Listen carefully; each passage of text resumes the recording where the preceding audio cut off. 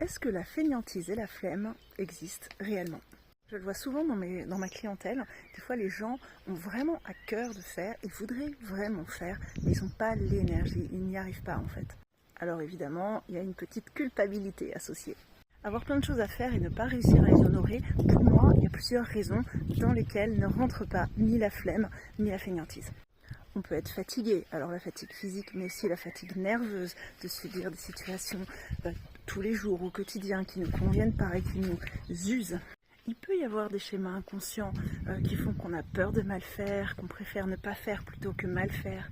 Les carences peuvent rentrer aussi en ligne de compte. On a besoin de certains matériels pour avancer, pour faire les choses, pour avoir l'énergie, et on les a tout simplement pas. Je pense que vous avez déjà entendu dire que les intestins sont notre deuxième cerveau et effectivement, quand ça ne va pas au niveau intestinal, ça peut complètement annihiler nos forces d'action.